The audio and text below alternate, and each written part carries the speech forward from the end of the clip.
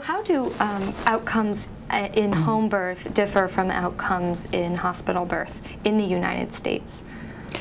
Well, outcomes of home births and outcomes of hospital births in the United States differ primarily in the realm of interventions. Mm-hmm. Mortality rates will be very similar. Mm-hmm.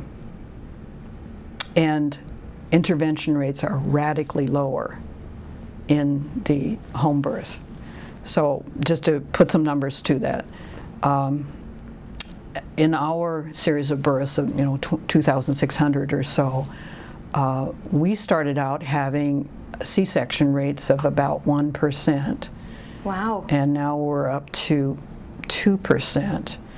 And the United States, when I began as a midwife and when the Farm Midwifery Center began, the U.S. C-section rate was 5%, and it's now pushing 35. Well, we've gone higher than 30%. Yes. And it'll be we're still climbing.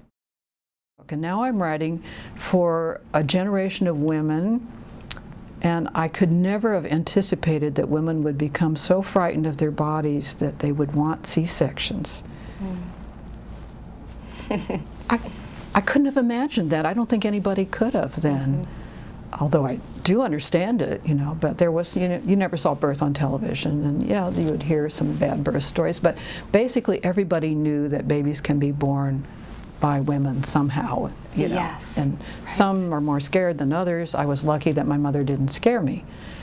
But I realized that it's pathological fear when you want to go in and be injured in a major way because you're so afraid that you're going to be ruined by giving birth the way that nature intended. And I thought, how in the world do you talk people out of pathological fear?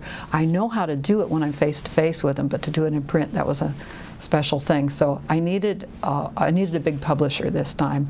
I needed an editor who didn't live in my community, because all the young women in my community were born at home, so they weren't afraid. And so I got my scared editor. She was young, she'd never had a baby, but some friends and family had had difficult experiences, and so she helped me organize it. I knew what to say, I didn't know in what order to say it.